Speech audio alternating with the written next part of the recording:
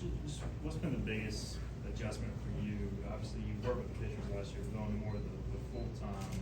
You're the pitching coach. What's been that adjustment, or what's that adjustment been like for you? You know, I think it's actually simplified a lot, just from the standpoint of it's more of a singular focus now. In the past, I've been working with catchers and pitchers and hitters at times, and really that's been every stop along the way for me individually. Is always really worked with as many position players and as much as I could. And now when I show up to work, I know that my job is I'm going to go and do everything I can to make these pitchers as good as they possibly can be, and to make sure that they're prepared mentally, obviously physically. So it's really, I think, made things more singular and just clarified a little bit more. Yeah. Which of the young guys have stood out to you so far this year? You know, really they've all developed pretty well. In the fall, it was Merritt Beaker and Jake Hunter had the best falls of freshmen for us. And really that was because they're throwing multiple pitches in the zone immediately, and they had the right mentality and did the things that we asked. But with falls, there's always good and bad in falls, and I think that failure in the fall is as important as succeeding in the fall and learning how to handle that. And I think with a lot of these freshmen is they've learned what they need to do to be ready to compete on a daily basis or on a weekly basis, and really learn how to handle themselves on the mound. You know, at times those guys come here and they're trying to earn a position, they're trying to compete for a position, and they kind of make the moment bigger than it needs to be. And so I think with a lot of these freshmen and the mental side of what we do, they have learned how to be more in control of themselves when they're on the mound. And really going into the spring, you're just looking for a good transition period with those guys and understanding that it's not life or death out there. Just take what you've been doing early in the spring and apply it on the mound whenever we're in a competitive scenario with facing actual hitters. So, but I've been happy with really the development of them all. I think that they've made really big strides so far. How do you help a guy like Jake Huchmanner bounce back from a tough spring? I think it's just being positive and building his confidence back up. You know, early in the fall, it was making sure he knew that we all believe in him and we know the type of pitcher that he can be. And we cleaned some things up mechanically. He's made a jump. You know, he's made a jump as far as just pure stuff goes. And then with Cooch, he's a very high achiever. You know, he's a guy that really expects a lot of himself. So just simplifying his approach a little bit and just knowing that his stuff is good enough to get any hitter in the country out. And I think he saw that at times this fall, but I think that you're going to see another jump coming the springtime, just from the standpoint of he's just more mature. He's kind of recognized what gets him into a good place mentally to go out there and compete on a daily basis. Coach said he saw a little bit of uptick in velocity in the fall. I know that's never been his game, but have you seen that maybe sustain? I know it's early this preseason, but is that something he can sustain? Yeah, so far this spring, whenever we have brought out the radar gun, it hasn't been a much yet. It's been the same. It's been the same. And the thing that I like seeing with him is just how well he's moving down the mound and staying athletic, but also still commanding, 3 pitches in the strike zone. It's not like he's overthrowing or, mechanically doing too much. It looks easy for him. If you watch him from the side, it looks like he's playing catch, but he's just learning how to utilize his body. The thing about Cooch is he's always been one of the strongest guys on our pitching staff, in the weight room. And I think just kind of breaking him down and figuring out, hey man, like maybe you're neglecting this, or maybe we need to work harder on this, was really important for him. And then it was just one day this fall, I remember we were working on it, and we had the Rapsodo, which is a technology deal that we won't get into too much, but we had that on there, and you saw an 88 on there, and I'm like, do that again. Very simply, just do that again. And then he started learning, right? He started learning from there, like my body moves this way and I get more out of it whenever I do X, Y, and Z. And so, he held it the entire fall. In the early spring, he's replicated that so far. So really happy with where he's at. We talk about the distractions of the rankings, but when you have a guy like Carson Hunt that has pro aspirations and that's been written about, quite a bit, how do you handle him going into the season? Yeah, the thing about Carson is he has matured so much.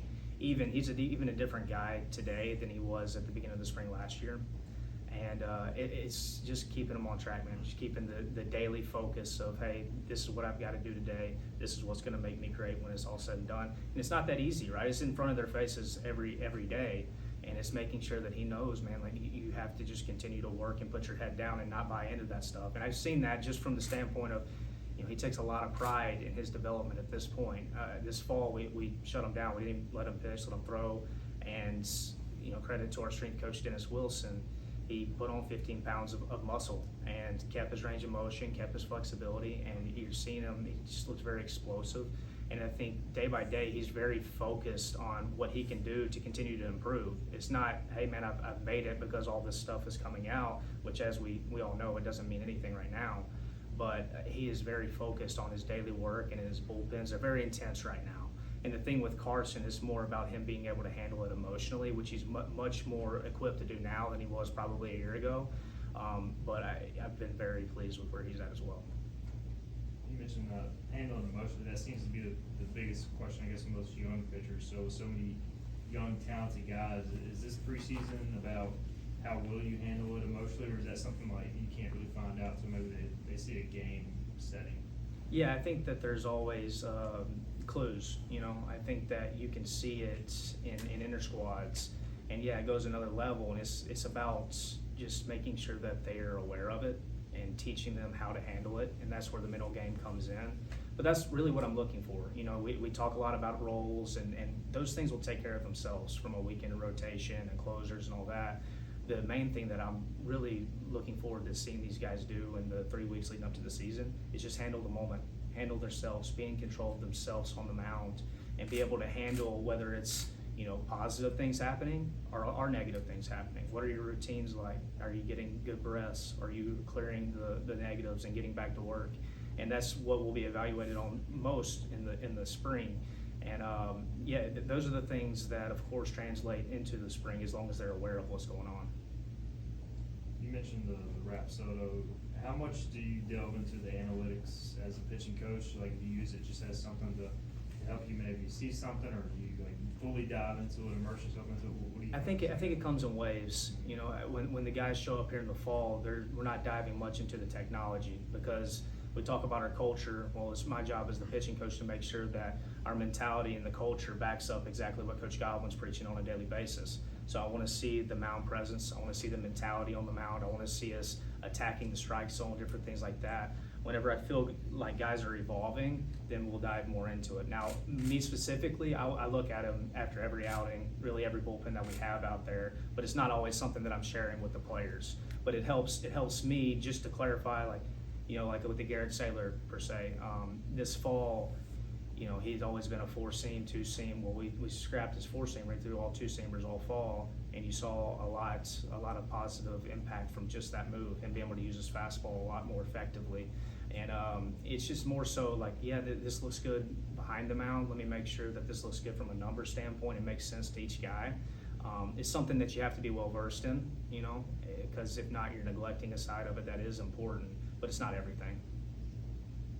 How important is the next 2-3 weeks, even the first couple series of the year, and getting these guys built up so that they can do this 60 games, this further than 60 games, which you guys are hoping that you can get to? It's huge.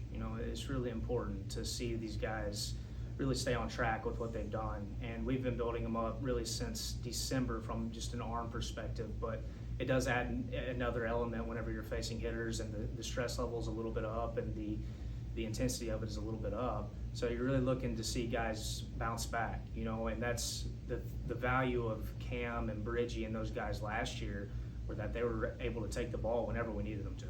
And so seeing those guys kind of transition to those roles, and those are things that we'll work on early in the spring, and of course into the early parts of the season, is just identifying who can pitch multiple times a weekend. Of course, the starters that can pitch deep into the games and different things like that. But I think it's important, of course, from the standpoint of knowing who we can go to consistently and know what we're going to get out of, but I think it's important for their confidence as well. As baseball has evolved, do you notice a difference you just mentioned going deep in the game. Have you noticed a difference at this level, or are we still seeing those ace guys go 7, 8? I'm new here, so I don't know. Right. As far as this program. I think it just depends. The thing that we're not going to do in this program is leave our best bullets in the bullpen just to ride somebody out and see what we can get out of them. So it just depends on how effective they are deeper in the game, what their pitch count's at. Do we feel like we have a better matchup in the bullpen at certain places? Now, there's times, you look at Gavin Williams in the Super Regional, he pitched into the 8th, and it was actually his longest outing of the season last year, but he was effective still. He was still getting really good results. And so if that guy is still effective deep in the game, then sure, there's no reason to go to the bullpen. But you guys know it. You guys have obviously watched us play a lot. We're not going to leave somebody out there to dry and hope that he can get them out. We're going to go with the best educated decision and not leave our best bullets in the pen. With Nick Logan, he seems to be a guy that has made a big jump this offseason. What has led to that? Is it command, his mindset? What was really led to that? It's really everything. He went off this summer and took a lot of pride in himself and developing himself first mentally. And he's a guy that's always been really wrapped up in pitching. It's always been very important to him, but it always hasn't been like a high level of mentality, being able to handle the game per se. And I think the most important thing that he did was he self-evaluated and said he needed to get better in some areas. And he went out and figured it out this summer. And so really the best thing that I've done for Nick Logan is just let him be Nick Logan since he's been back and just let him just handle the game the way that he needs to handle it. And you've seen it. He handles the game. He handles situations way better. He's way more calm and poised. He understands what it takes to make pitch-to-pitch adjustments. And in that, the command has gotten way better and with multiple pitches. And that's with Nick, it's just continuing to understand who he is and what it takes for him to get into that mindset.